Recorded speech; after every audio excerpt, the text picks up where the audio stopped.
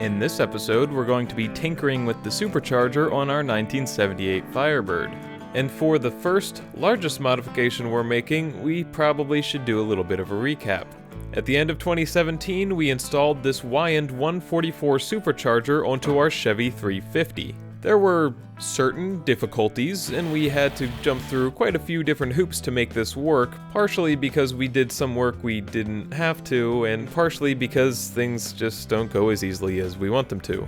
In the end, we did get it working, and the car ran really well, but there were still some quirks. This first one was covered in a bit more detail in a previous episode, and that is the Rattle from the supercharger at idle. For a quick summary, a lot of superchargers will have a small amount of rattle if the engine idles low enough or rough enough. It's common to hear from the rotor drive gears. To function properly, there needs to be a little bit of lash, and if there's enough vibration traveling up from the crankshaft through the belt, you might hear a sort of rattling chatter sound from those gears. But on this car, the noise seemed excessive.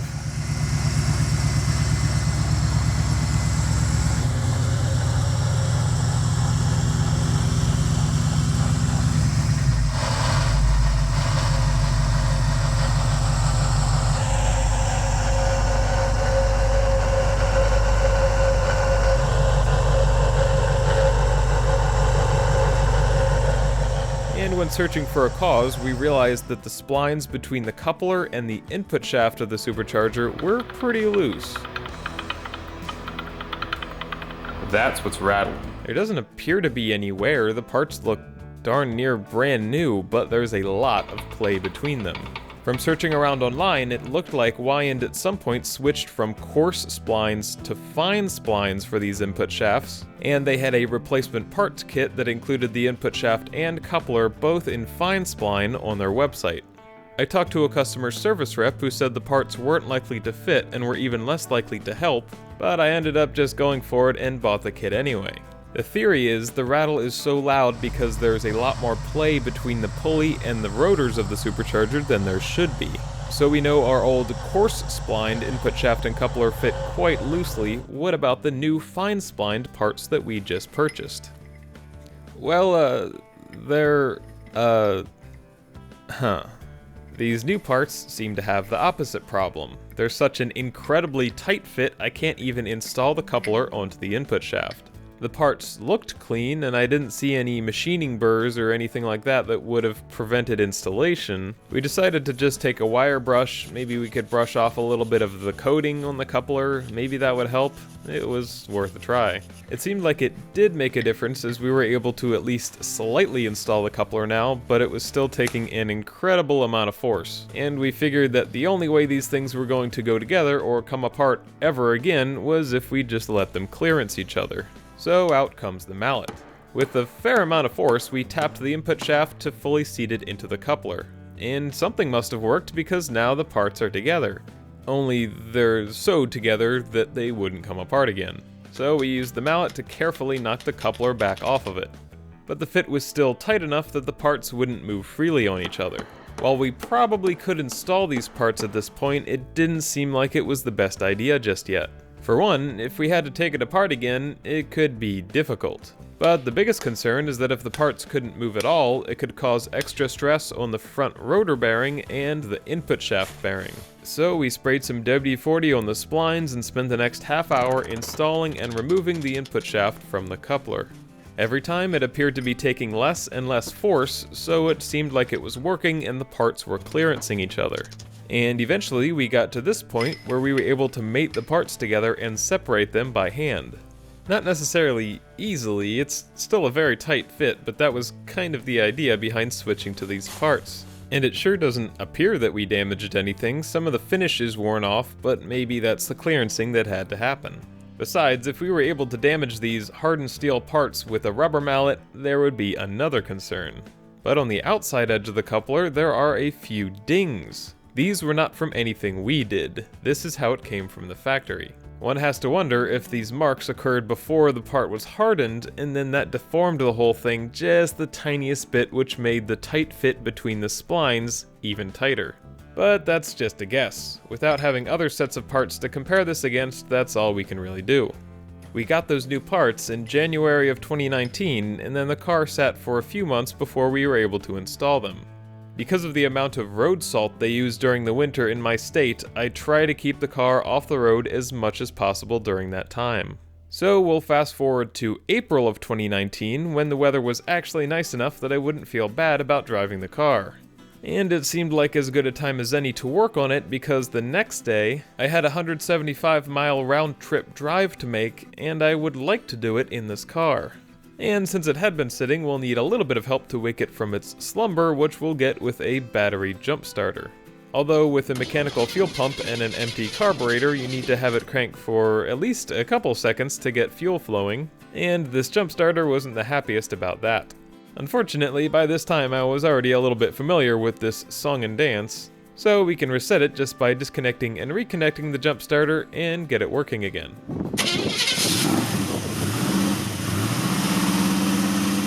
And there we go, the car roars back to life. It's always a good idea to give a supercharger a little bit of time to warm up before driving it, although in this case we were just moving it into the garage, so that wasn't a concern.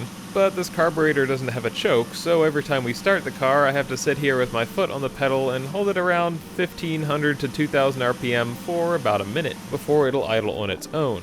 And the idle is still a bit higher than I would like it. But it's more convenient to have the idle higher because of the whole no choke thing, and it quiets down the rattle from the front of the supercharger. Though hopefully we'll be addressing that second part in this video. We'll park the car in the garage just far enough to get the hood in the shade.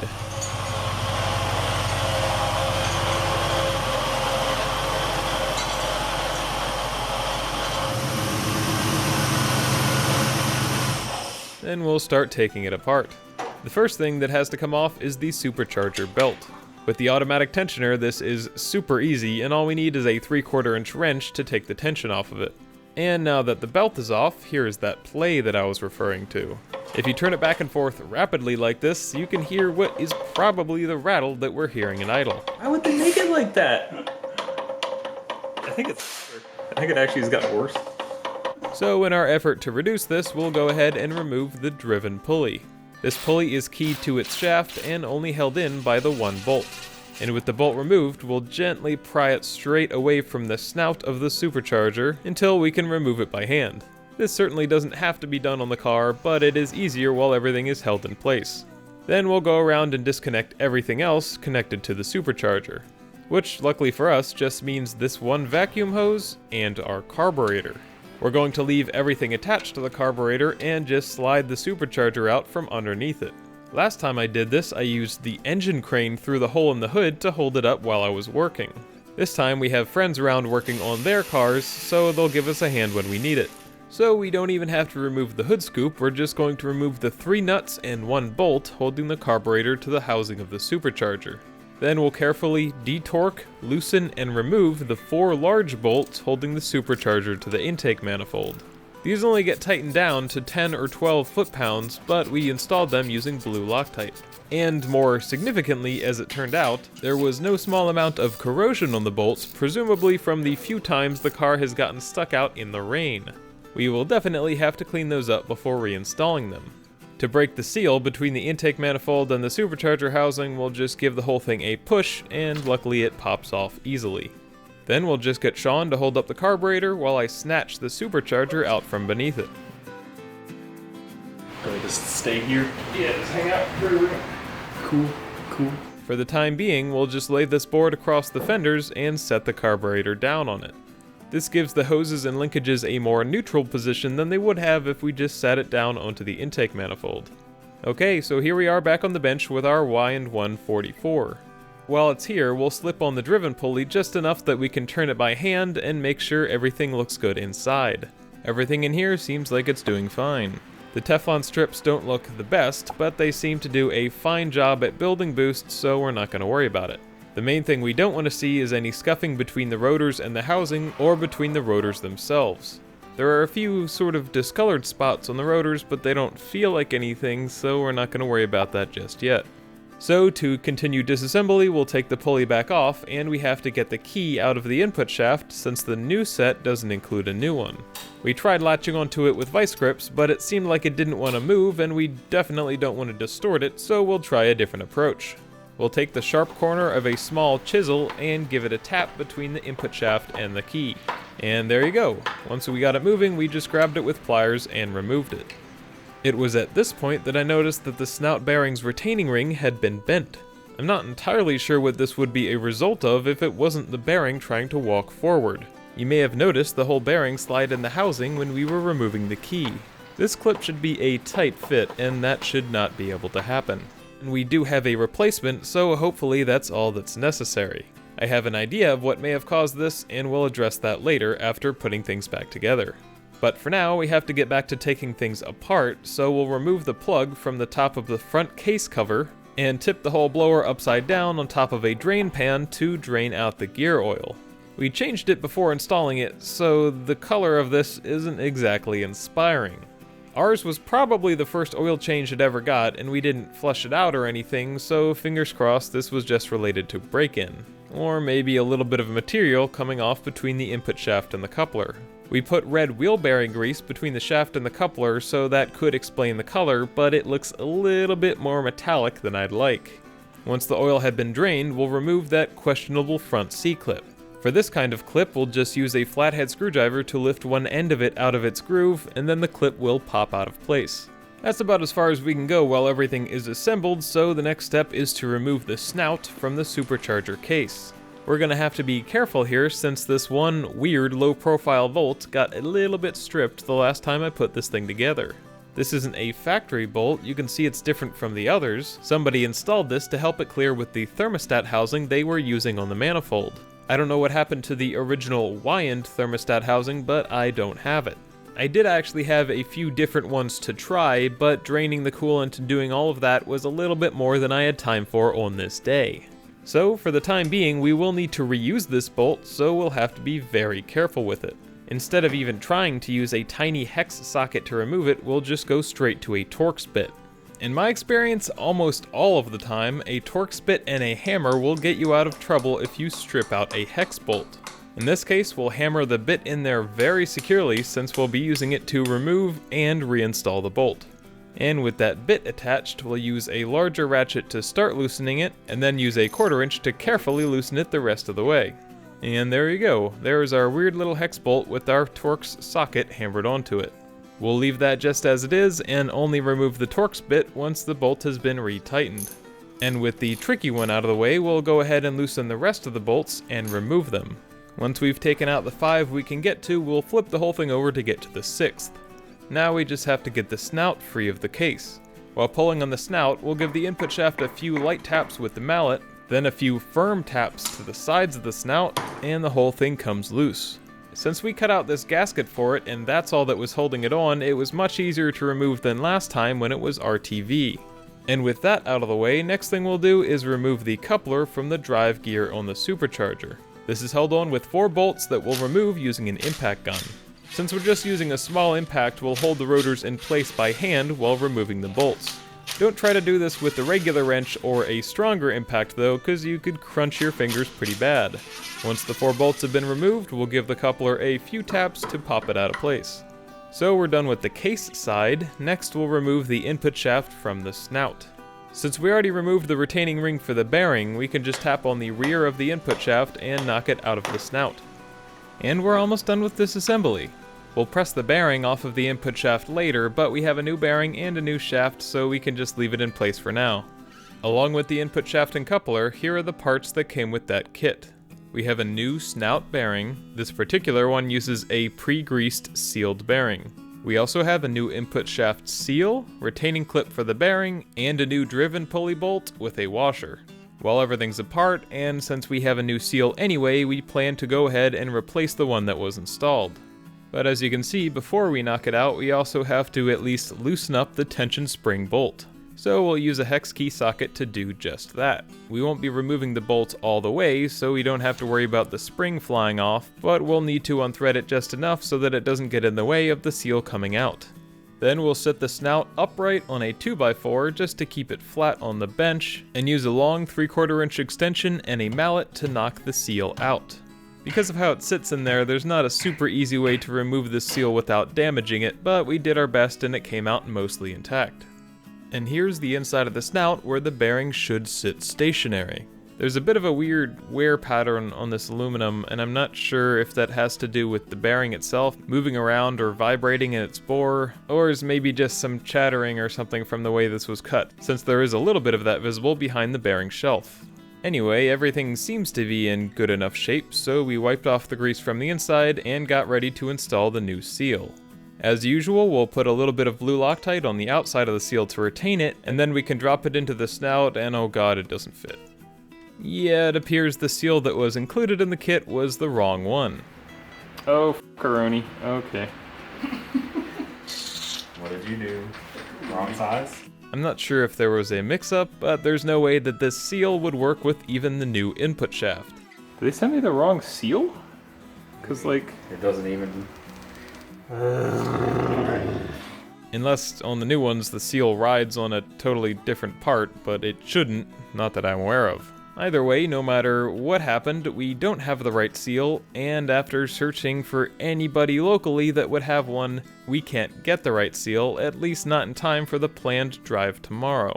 So if we want to hit the road on time, we'll have to reuse the old seal.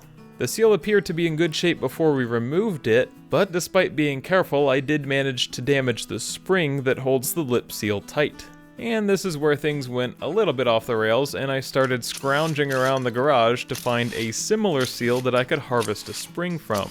The first thing I came across was the water pump from when we rebuilt the engine that's currently in the S10 Blazer. I had never removed the bearing assembly from one, and I wasn't entirely sure what kind of seal it used, but I figured it was worth a shot. But on this style of pump, the coolant impeller is pressed onto the shaft, and this was not meant to come apart. But that's never stopped anyone with a saw before, so why should it stop us? We spent all too much time sketchily cutting through the water pump, finally breaking it off, and pressing the bearing out. And while it was educational and taught us how a water pump is constructed, it was not useful and not even the right kind of seal. I dug around in parts piles trying to find anything with a seal that was the same size or a little bit smaller, and eventually remembered that I had a spare power steering pump that had come with the '78 Firebird when I first purchased it. This thing is pretty ancient, but it does appear to be the right kind of seal, and it doesn't matter what condition the rubber part is in, we just need that spring. And after a fair amount of very careful and strategic prying, eventually we were able to get the seal safely popped out of its bore. Well, safely enough that the spring wasn't damaged anyway. Then we'll just take a pick and use it to carefully remove that spring. And there we go, the day has been saved. So we'll take that new spring over to our old seal that we will be reusing and this spring that came out with it. You can probably tell why I didn't want to reuse that. To get the slightly undersized spring installed, we'll stretch it out by hand just a little bit before popping it onto the rubber lips of the seal. It's surely not ideal to have that extra tension on the lips of the seal, and this might wear out faster than a new seal would have, but I think it'll get the job done and we'll be okay for a while. I went online and ordered some correct replacement seals, so we'll have those sitting around if the need arises. And with the seal that will actually fit, we'll put a little bit of blue Loctite to help hold it in place and drop it into the snout. Then we'll use a socket and a mallet to gently tap it into place. Now that that crisis is over, let's go ahead and install the new coupler. First, we'll run a thread chaser through the 4 threaded holes on the gear since they're a little bit gunked up with Loctite from the previous installations. Then we'll put the coupler into place on the gear, apply a little bit of blue Loctite to the mounting bolts, and thread them in. Once they're all about finger tight, the rotors are just gonna spin, so we'll have to hold them in place to torque these down. We'll hold the rotors in place by jamming a clean board in between the rotor and the edge of the case. And now that nothing's moving, we can torque those 4 bolts down in a crisscross pattern to... how many foot-pounds again? Hey Rob, or somebody, can you pull up my video on this and tell me what the torque specs were? Do you think you would have these written down? How would I write numbers down, Rob? I'm not f***ing Houdini. God damn it. Ah, right. Thanks, past me. We'll torque those down to 10 foot-pounds. Okay, I just had a moment where I was like, did I bolt the old one on or the new one? No, I got it, guys. Don't worry. Okay. And there's the new coupler installed. Not only does the new coupler have 30 much tighter fitting splines versus the old one's 15, it's also much taller, which means it'll be engaging farther onto the splines of the shaft. Since we're not spinning this supercharger terribly fast, it probably would never matter, but it couldn't hurt to have all that extra surface area there. In fact, you can sort of see this stain line on the old shaft where it engaged on the coupler, showing that it only held on by about 3/4 of an inch. Putting the two side by side is also a good final confirmation that the two are indeed the same length and diameter. The next thing we have to do is press the new bearing onto the new input shaft.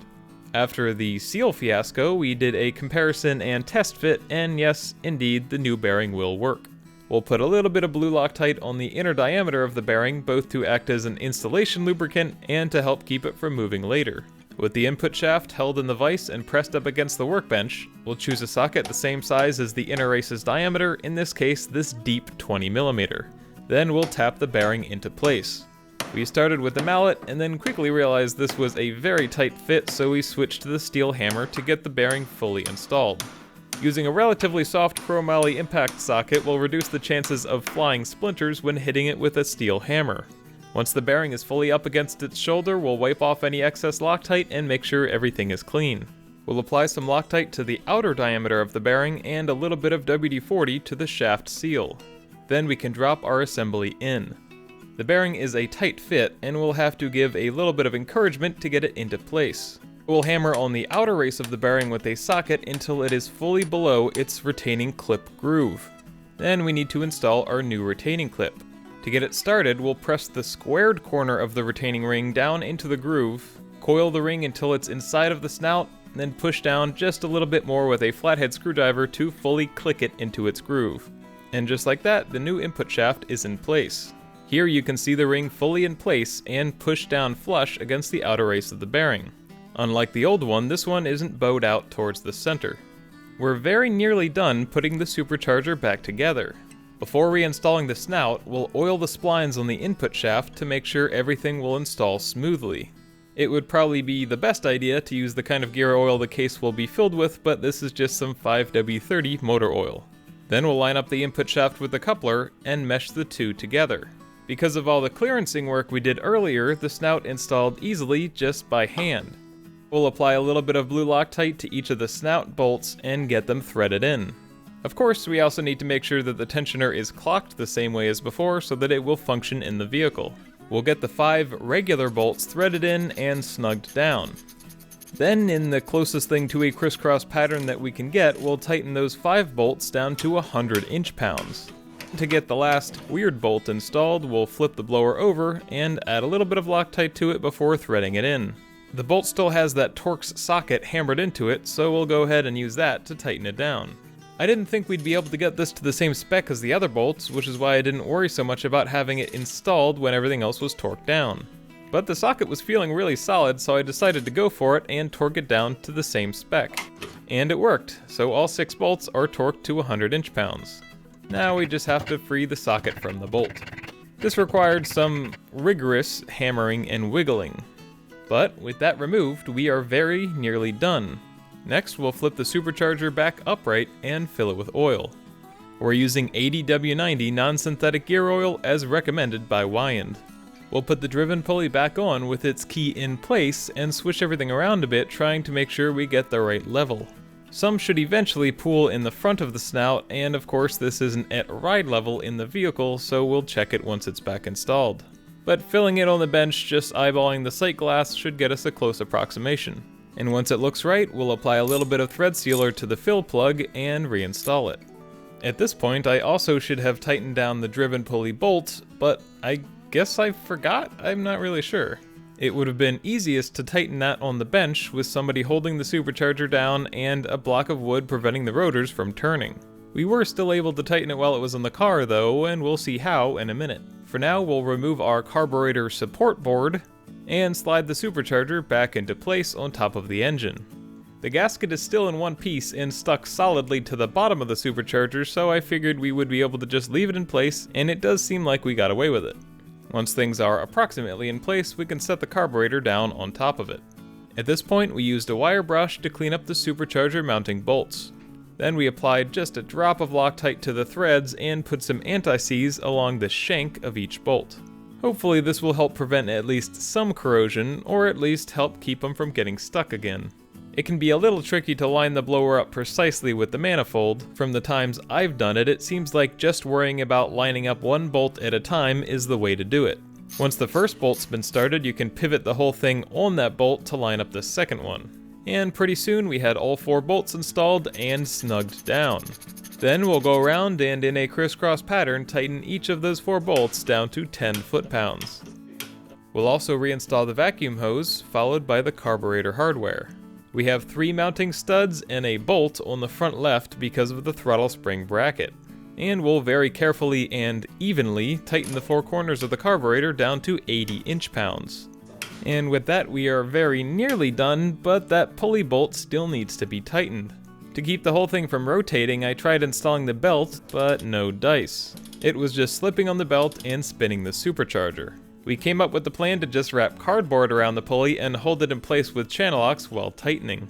It took a pretty strong grip, but we were able to get the Loctited bolt tightened down to 30 foot-pounds, and we didn't damage the pulley. Cardboard saves the day. And the very last thing we need to do is sort out the small hex-headed tensioner bolt that we loosened to help us remove the shaft seal. With the belt installed, that bolt isn't under any load, so it was easy enough to remove it, add a drop of Loctite, and tighten it back down. And we'll tighten that down to 100 inch-pounds. There's just one last test to do, and to perform it, we'll remove the belt again. As expected, totally unlike the coarse splined shaft and coupler, there is virtually no play. There is only the tiniest amount that is the lash in the gears. There certainly isn't enough to make the clicky-clacky noise that we were able to make before. And with the belt installed one final time, there's nothing left to do but test it out.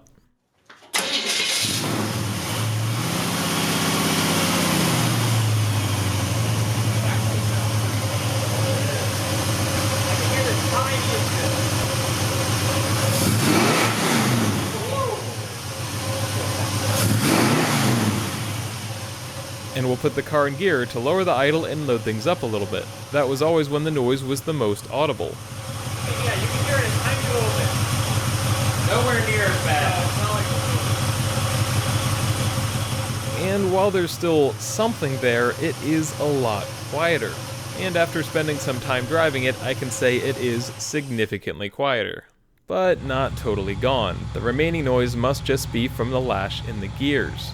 Closing the hood does help a little bit, but I think a lot of the noise is actually the vibration resonating through the aluminum hood scoop. If nothing else, after replacing those parts, at least now it isn't louder than the exhaust when sitting at a stoplight. But before we hit the road, there is one more small thing I'd like to take care of. I think the reason the bearing pushed out that retaining clip a little bit is that the case was building pressure. And here's the bearing, after we removed it from the input shaft, showing signs of the same thing. At first glance, it looks like the bearing is leaking a little bit from both sides. But most of that is actually gear oil from the front housing of the supercharger. What's happening is through heat cycles, it's creating pressure inside the supercharger and actually pushing that oil through the front seal and through the front bearing. And I suspect that bearing retaining clip got a little bit bent from the pressure inside of the case pressing outwards on this bearing like a piston. Even before I bought the supercharger, I knew it was fairly common for them to have issues with oil leaking out of the front because of this pressure buildup. I had noticed a little bit of oil spray inside the engine compartment, but I wasn't quite sure where it had come from. I think now we know. To help release this pressure, what some people will do is install a relief valve that is push button activated. The idea there is that every once in a while, or once the engine is warmed up, if you really care about it, you will get out of the car and press the little button on top of the supercharger to release the pressure. Instead of doing that, because I know myself and I know I would never press the little button, we're going to remove the fill plug and use those threads to install a supercharger case breather. A 90-degree hose barb would look a little bit nicer, but we already had this straight fitting on hand. And after applying a little bit of thread sealer to that, we will tighten it into the front case cover. And we'll attach a piece of vacuum hose to that barb fitting. Instead of just leaving the other end of the hose open, we'll attach a GM factory-style breather valve.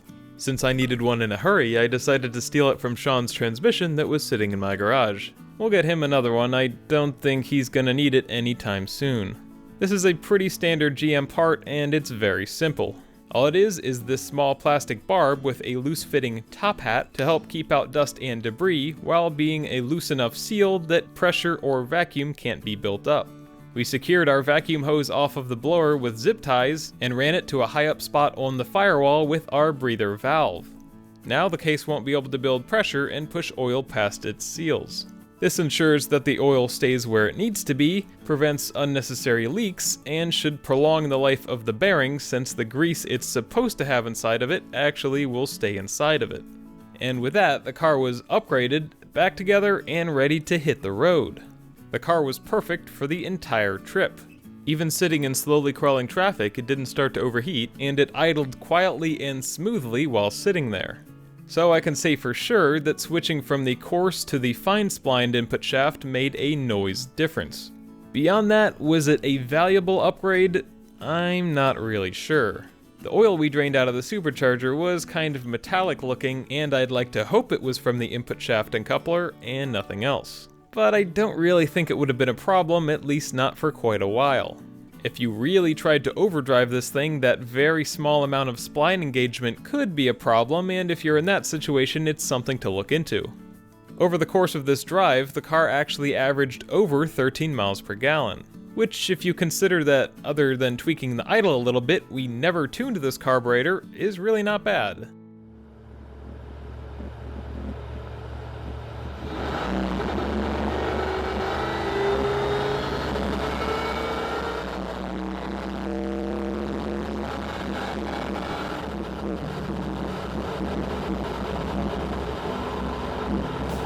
It was really, really nice to be driving this car again.